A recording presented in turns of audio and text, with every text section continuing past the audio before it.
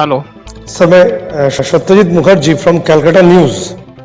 Sir, ये जो अफगानिस्तान के जो हालात है अभी, हाँ जी, वो दिन ब दिन वो बहुत ही खराब हो रहा है, तो इसके बारे में क्या हो सकता है अफगानिस्तान में, उसका हालत का क्या विचार आपके पास है? देखिए अभी एक्चुअली तालिबान तो आ गई है and Taliban is going to stay.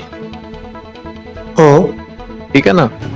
तो यहाँ पे कोई आप सोचिए कि कोई दोबारा से कोई ऐसा सिस्टम आ जाए कि यहाँ हालात ठीक होंगे, वो तो होगा नहीं, क्योंकि जितनी हमारी बिग सुपर पावर्स हैं कोई भी इसमें से रिस्पॉन्सिबिलिटी से काम नहीं कर रहा। अमेरिका ने दिखा दिया अपना, चाइना का एटीट्यूड आप देख ही रहे हैं किस टाइप का है, रशिया अभी तक कंफ्यूज है कि क्या करे क्या नहीं करे।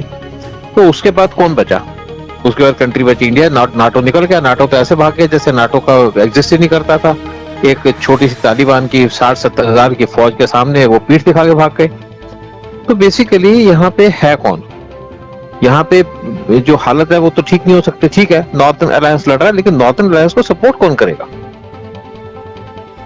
कोई सपोर्ट तो नहीं कर रहा ना, उसको ओपन सपोर्ट तो किसी की नहीं है। एक सवाल आ रहा है कि नॉर्दर्न अलायंस की तरफ से ये वो बयान जारी किया है कि उनके जो लड़ाई वो जारी रहेंगे, डेमोक्रेसी के लिए वो लड़ाई ये उसका चल रहा है। तो अफगानिस्तान का डेमोक्रेसी के बारे में क्या ख्याल है? कोई अफगानिस्तान में कोई डेमोक्रेसी नहीं आएगी अगले, मुझे लगता है 8-10 साल के अंदर। कोई उसमें सेंसिबिलिटी नहीं है, कोई पॉसिबिलिटी नहीं है डेमोक्रेसी की। डेमोक्रेसी तब आएगी जब आपका यूएन का कोई रोल हो। यूएन का कोई तो रोल ही नहीं है। यूएन एक ऐसा हो चुका है, एक डेड ऑर्गेनाइजेशन है। तो इसमें डेमोक्रेसी तो आप भूल जाइए कि डेमोक्रेसी वहां पे आएगी, क्योंकि वहां पे तो बंदूक का रूल चलेगा।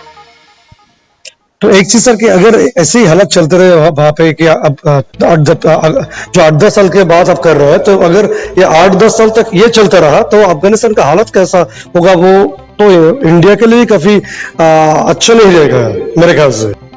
और एक बात आपसे करना चाहूंगा कि जो अफगानिस्तान का जियोपॉलिटिकल जो एग्जिस्टेंस है, उसके तहत से क्या अफगानिस्तान अगर तालिबान के हाथ में रहे तो ये किस हद तक आशंका जताएगी भारत के बारे में, वो थ्रेट हो सकता है? देखिए बेसिकली तालिबान के वहां रहने से थ्रेट तो पूरे वर्ल्ड को है।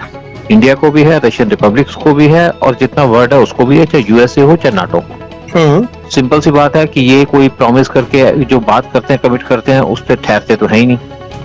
अब लेकिन फ्यूचर में देखा जाए कि पिछली बार आए थे तो इन्होंने कश्मीर पे तो कुछ नहीं किया था, लेकिन अभी जो एक तरीके से अपने आप को एस्टेब्लिश करने की कोशिश कर रहे हैं कि यहाँ पे आर्मी की यूनिफॉर्म हो, फलाना हो, सारा कुछ हो। तो ये देखते हैं कि अगले कुछ दिनों में या महीनों में क्या फर्क पड़ेगा। लेकिन ये बात जरूर है कि इससे इंडिया को जो है बड़ा सीरियस थ्रेट है, internal as well as external. क्योंकि जो तालिबान के जो मेन एडवाइजर हैं वो है पाकिस्तान, और पाकिस्तान की आईएसआई। और वो उनको शुरू से ऐसा लगता है कि बेसिकली अब तालिबान आ गया तो कश्मीर ले लेंगे, और नेचुरली यहाँ पे कोशिश भी करेंगे, क्योंकि जो आर्म्स एमुनिशन जो निकले थे, जो वहां से जो इन तालिबान ने पकड़े हैं, वो काफी जो आर्म्स एमुनिशन या गन्स हैं वो पाकिस्तान के आईएसआई तक पहुंच गई है। और वो कोशिश करेगा कि इनको इंडिया के मिलिटेंट्स को, या इवन कुछ जहाँ पे अफगानी मिलिटेंट्स हैं, उनको इंडिया में इन्फिल्ट्रेट कराए। ये नहीं मैं कहता कि तालिबान, क्योंकि तालिबान के और भी ग्रुप्स हैं एकदम, कुछ इंडिया के फेवर में भी है, कुछ पाकिस्तान के फेवर में भी हैं। तो इंडिविजुअली भी हो सकता है किसी न किसी को पैसे देके इंडिया में पहुंचाए वो। इसको बिल्कुल रूल आउट नहीं किया जा सकता। दूसरा एक प्रॉब्लम ये आती है जो इंडिया के अंदर लोगों की मेंटलिटी। तो थ्रेट तो इंडिया को है नेचुरली, लेकिन इंडिया उसको कैसे डील करता है वो डिपेंड करता है। और मुझे लगता है कि इंडिया इसको डील करेगा firmly. India wait and watch की पॉलिसी नहीं रखेगा कि वो पहले अटैक करें फिर हम देखें। और इस पे तो मैं एक चीज और समझ सकता हूँ कि फ्यूचर में कोई ऐसा देर की बात नहीं है कि जब हमारा इंडो पाकिस्तान का वॉर हो जाए, सिचुएशन खराब होती है।